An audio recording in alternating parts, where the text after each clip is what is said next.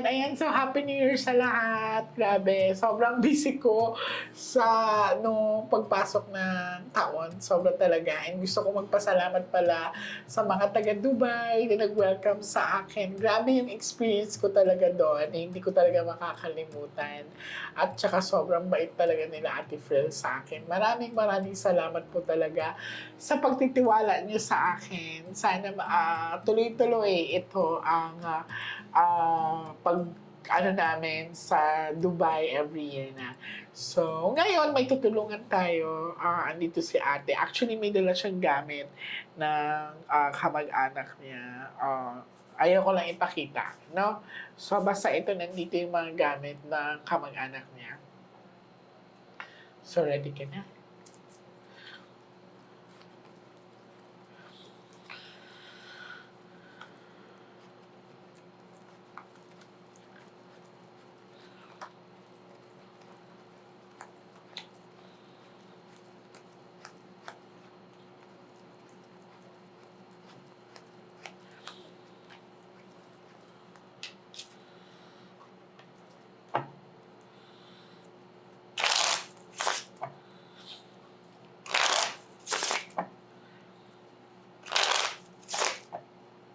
Mag-ask muna tayo ng guidance sa atin, okay?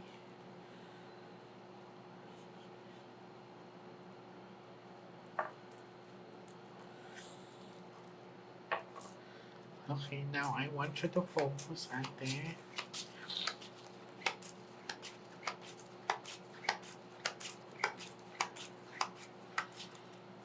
I want you to pick one card. Thank you. So, ikaw to. Sana pula this time, ha? This is your aura.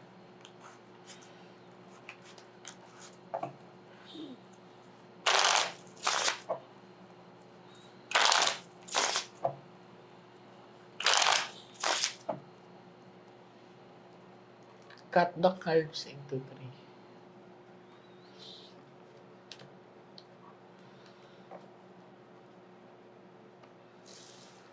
Kuha ka ng 7 cards of total lagay mo dito.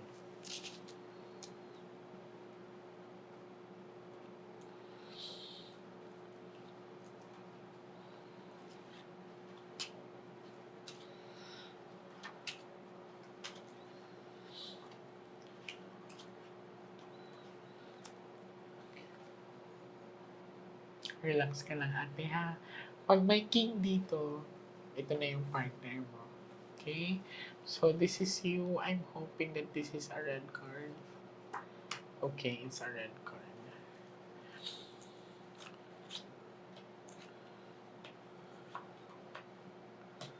Lumabas na siya.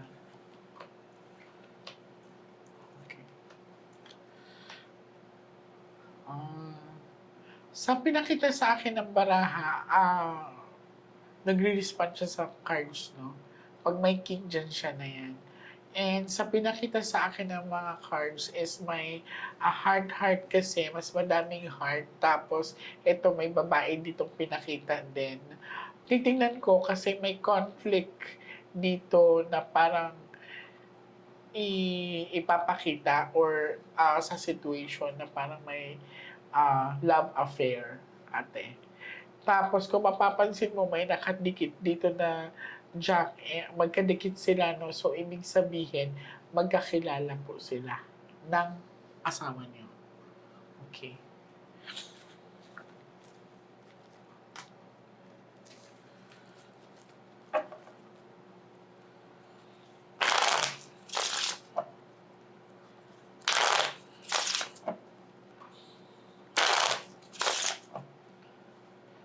Cut the cards into three.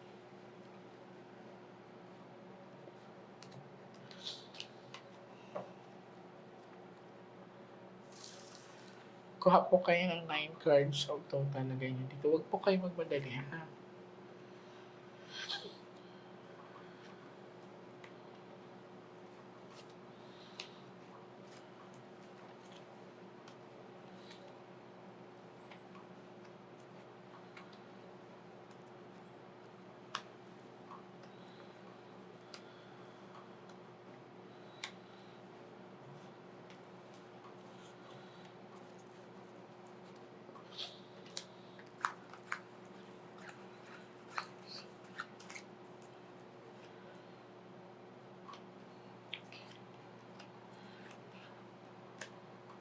Ikaw to, ate.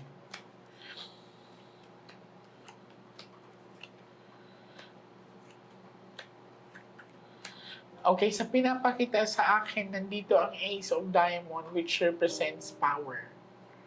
No? Ito ay may kinalaman sa tinatawag na promotion siguro sa work, or I can say ate na kinaingitan niyo yung partner. Tapos sharp object, ang pinakamalala dito sa nakita ko, kasi kung mapapansin niyo ang baraha, puro itim.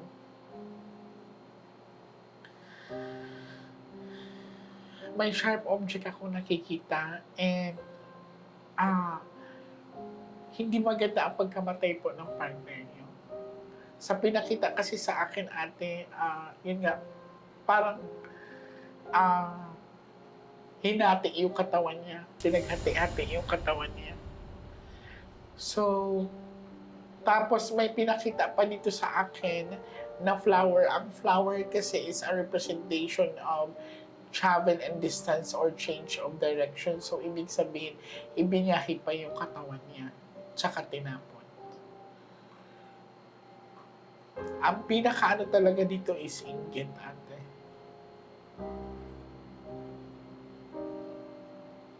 Hindi ko siya masasabing love affair kasi kung love affair to, kung pinapakita man or sinasabi man nila na caught in the act, dapat hindi lang isang taong ang madidisgrasya. Dalawa dapat sila. So, nasaan yung babae? Kaya nga, isipin mo mabuti ate. Okay?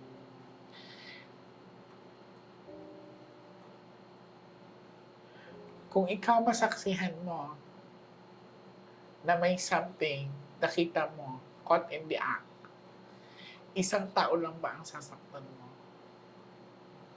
Kung ikaw ang nasa sitwasyon. So, papalabasin na it's like may third party involved. Kasi kung ako lang in my situation, kung ako makita ko yung partner ko na may ginagawa actual, imposible kasi siya lang ang masasaktan ko. Dalawa talaga sila. You know? So, yun ang pinakapakita sa akin.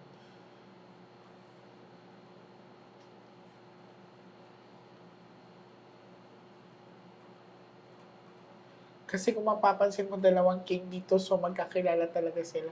Ang gumawa, ang pumatay sa partner niyo po ay hindi ibang tao, kundi kakilala niya. Kabaro lang din yan. Okay. So, ang sinasabi po ba ay nagloko yung partner niyo? Kaya nangyari sa kanya yun. Sa nakikita ko kasi sa itsura ng partner niyo, mabait naman po siya. At saka sa edad niya, parang ang hirap. So, ilang taon po daw yung babae, ate? 45, 44, 45. O let us say, sabi natin, 40, 45. Tapos yung partner nyo, 55, 55. So, walang galos yung babae. Tapos, ang sinasabi, nakita sila doing something. Ang hirap paniwalaan ng gano'n. Kasi kung ako makakita ng gano'n na actual, syempre, nandun na magdidilim yung paningin ko eh. So, dalawa talaga sila masasaktan kung wala akong pipiliin sa kanila. Kasi alangan namang sasabihin ko, tumabi ka muna dyan, siya lang ang aanin ko. Naintindihan niyo po ba ako?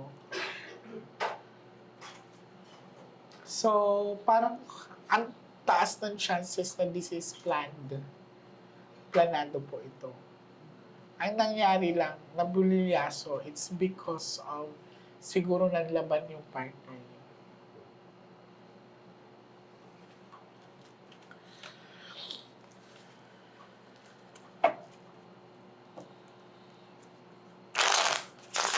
So, ibinyahe pa yung katawan niya, itinapon sa bangin, or inilibing. Nilibing.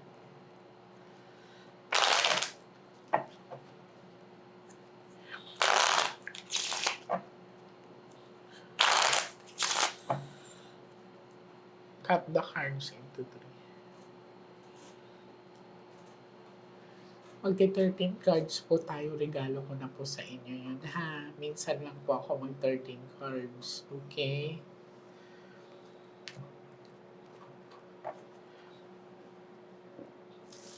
Kuha po kayo ng 12 cards. So, total lagay niyo po dito.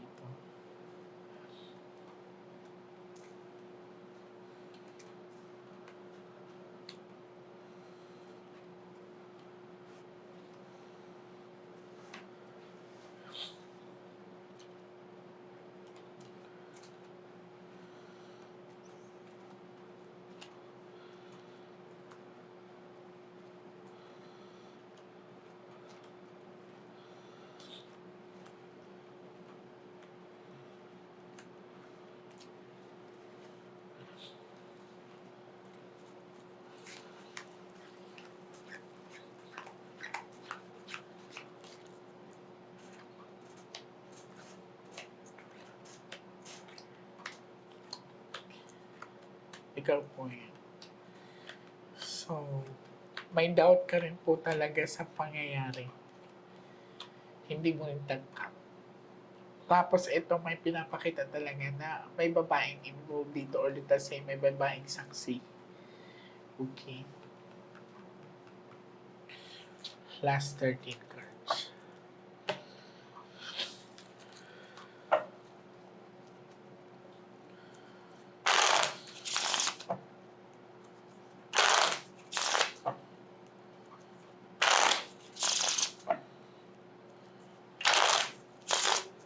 So, ang babae, pulis din ang babae. So, pulis din ang pamatay.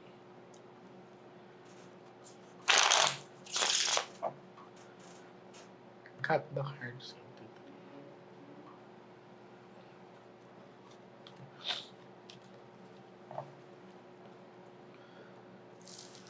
Kuha po kayo ng last 13 cards. So, total lagay niyo po dito. Huwag po kayo magmadali.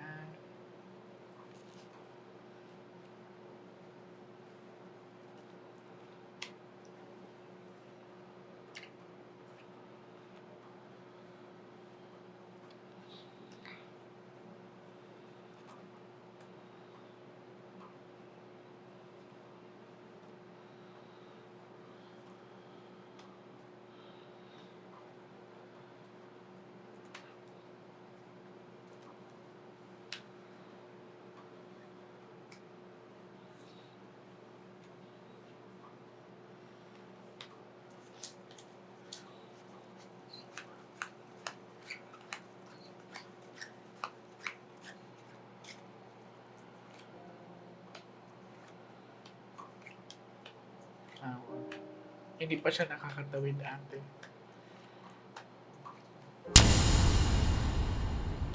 Ano nga ito? This is asking for justice, hindi siya tahimik. Kailangan kitang pabalikin pa dito.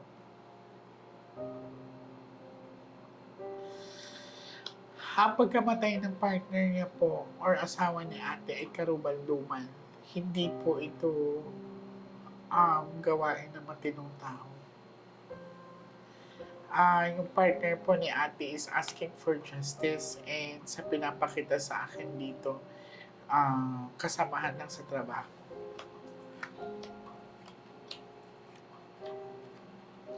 Okay.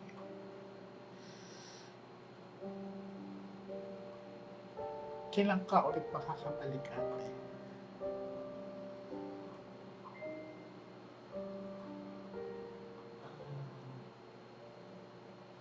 Next week. Sige. Pero kailangan pagbalik mo, sana makahanap ka ng matatawid natin. Okay? Kasi ito, pinakita ko sa inyo, this is a bad luck card. Hindi tahimik yung partner nyo. Tutulong po ako sa inyo sa abot ng aking makakaya, ha? Lakasan niyo po ang loob ninyo, ate. Kailangan magpahinga kayo, kumain kayo ng maayos. Kasi mahabang-habang laban ang gagawin natin. Mahabang-habang laban ang gagawin mo sa nangyari sa asawa mo.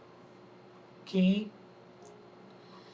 Huwag po kayo matakot and magtiwala po kayo, magdasal lang po kayo. Uulitin ko, kailangan mo magpahinga, kailangan mo kumain. Kasi walang ibang lalaban sa partner mo kundi ikaw. Kailangan niya ng hustisya. He's asking for justice, ate. Maraming salamat po sa pagtitiwala niyo sa akin. Hindi pa tayo tapos. Paghanda ka na, pwede kang bumalik sa akin. Okay? Maraming salamat.